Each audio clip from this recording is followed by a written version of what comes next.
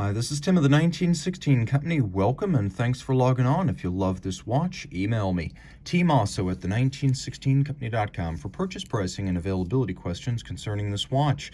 Today we are discussing a watch that launched back in 2012.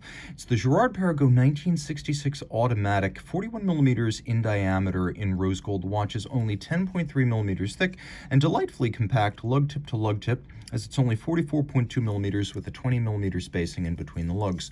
We'll throw it on my wrist of 16 centimeters circumference. You can see it wears quite nicely, comfortably, fairly flat, no problems with a tight dress sleeve here. This is a dress watch par excellence. Now the strap is brand new and it's made of a very robust material, so it's a little bit stiff. I'm pulling it tighter than it would be normally. So you can see it's compressing my wrist, but I still have plenty of clearance on each side because of the short lug to lug. I can recommend this watch for a wrist as small as 14 centimeters in circumference, and again, for reference, mine is 16.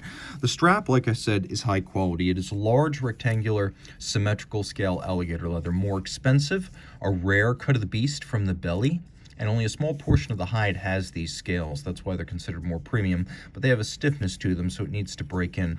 We have lugs that are drilled relatively close to the case, so you have a very integrated appearance of a strap that almost cinches right up to the edge of the case band for a very integrated look, no daylight showing. And the other thing is the lugs are drilled very close together, as close to the case as possible, so the pivot points are far inboard, and the fit on a small wrist is really exceptional. But the curved spring bar ensures that there's also no impediment to the full range of motion. You can pull it 90 degrees down from the case band. We have calfskin on the bottom, no crimping, no gouging, brand new Girard-Perregaux factory strap. We've got a funky little contrasting blue stitch, but only on that one spot. And then we've got a GP branded rose gold pin buckle. Taking a look at the case, it's a lovely case, as you can appreciate from several angles. We have a nice sharp break between lug and case band. Everything's polished. It's got a vintage look to it with these distinct freestanding lugs.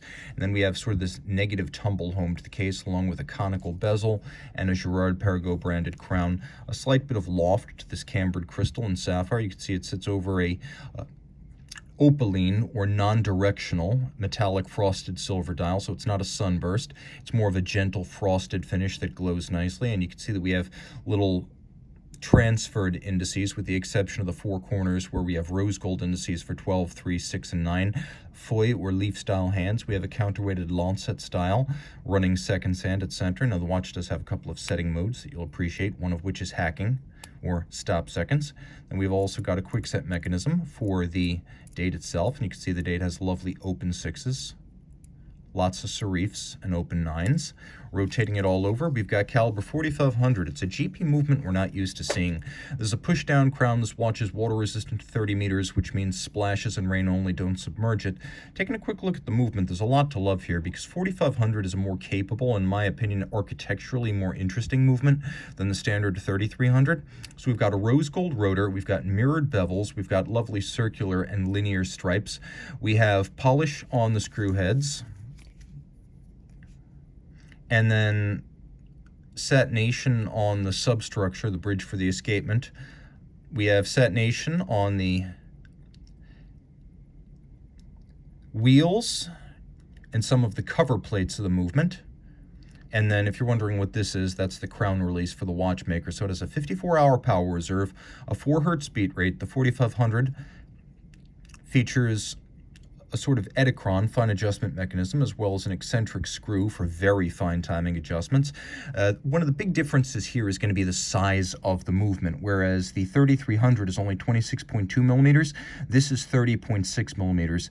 Along with the greater size that better fits the large case, it really is going to be the power reserve here of 54 hours versus the 46 for the 3300 that makes the biggest substantive difference for the owner. Now let's take a closer look here. You can see beveling in the jewel and screw sinks, the architecture of the perfectly symmetrical barrel bridge across from the balance is aesthetically pleasing. And if you get a good look at the bevels, particularly from this angle, you can see how beautifully rounded and mirrored they are. It is quite impressive. I love this symmetrical bridge for the barrel, and if you're wondering what this is right here, that's your mainspring letdown, again for a watchmaker. The stripes are nicely done. They've got nice shading gradient from side to side. This is a very handsome horlogerie watch. Reach out to Team Mosso at the1916company.com for purchase and pricing details.